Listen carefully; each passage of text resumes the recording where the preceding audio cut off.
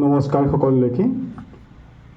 আজি এই শ্ৰী লোহিত উচ্চ মাধ্যমিক বিদ্যালয়ৰ প্ৰাতঃসভাত উপস্থিত সন্মানীয় প্ৰধান শিক্ষক মহোদয়, বিদ্যালয়ৰ সন্মানীয় শিক্ষাগুৰুসকল, বিভিন্ন বিদ্যালয়ৰ পৰা অহা সন্মানীয় নিৰীক্ষক বিষয়াসকল, সন্মানীয় অভিভাৱক অভিভাৱিকাসকল আৰু মোৰ আটাইতকৈ মৰমৰ ছাত্ৰ ছাত্ৰীসকল, সকলোলৈকে মান্যানুসাৰে শ্ৰদ্ধা আৰু ভক্তি জ্ঞাপন কৰিছোঁ। অসম চৰকাৰৰ গুণোৎসৱ 2024-ৰ আজি দ্বিতীয়টো দিন। এই দ্বিতীয়টো দিনত আমি আহি উপস্থিত হৈছোঁহি শ্ৰী লোহিত উচ্চ মাধ্যমিক বিদ্যালয়ত।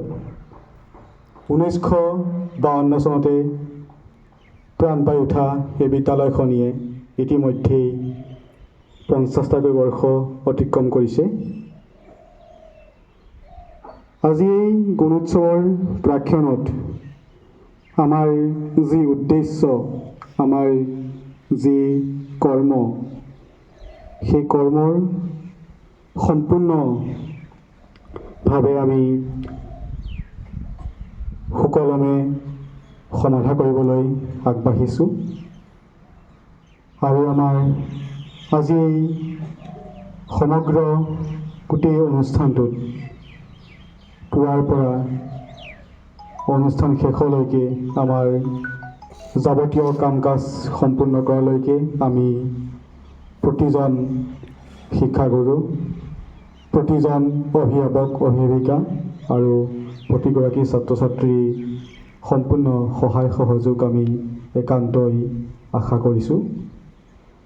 ছাত্ৰ ছাত্ৰীসকলক উদ্দেশ্যে বিশেষ ক'ব নিবিচাৰোঁ, কাৰণ এই কাৰণেই যে মই মাত্ৰ বিদ্যালয়খনলৈ এদিন আহিছোঁ। তোমালোকৰ শ্ৰদ্ধাৰ ছাৰ বাইদেউসকল আছে, তেওঁলোকে তোমালোকক জীৱনত আগবাঢ়ি যাব পৰাকৈ যিমানখিনি জ্ঞান প্ৰদান কৰিব লাগে সেইখিনিত নিশ্চয় কোনো ত্ৰুটি ৰখা নাই। তোমালোকে জানা যে শিক্ষকসকল এডাল মমবাতিৰ দৰে, যি নিজে গ'লেই আনক পোহৰ দিয়ে, আৰু ঘৰখনৰ পাছতেই বিদ্যালয়খনেই হৈছে আমাৰ জীৱনৰ একমাত্ৰ কঠীয়াতলী, য'ত আমি ভৱিষ্যত জীৱনত নিজক প্ৰতিষ্ঠা কৰিবৰ কাৰণে আমাৰ ইয়াত কচৰৎ কৰা হয়। আৰু শ্ৰদ্ধাৰ ছাৰ বাইদেউসকলৰ আপ্ৰাণ প্ৰচেষ্টা, তোমালোকৰ একাগ্ৰতা, ধৈৰ্য, অধ্যৱসায়ৰ যোগেদি ভৱিষ্যতে আজি শ্ৰী লোহিত উচ্চ মাধ্যমিক বিদ্যালয়ৰ প্ৰাতঃসভাত উপস্থিত প্ৰতিজন ছাত্ৰ ছাত্ৰী, ষষ্ঠ শ্ৰেণীৰ পৰা নৱম শ্ৰেণীলৈকে প্ৰতিজন ছাত্ৰ ছাত্ৰীয়ে ভৱিষ্যত জীৱনক নিজকে প্ৰতিস্থাপিত কৰি সমাজৰ এজন সৎ আৰু নাগৰিক বিষয়া হ'বা বুলি আশা ৰাখি মই মোৰ চমু দুআষাৰ ইমানতে সামৰণি মাৰিছোঁ।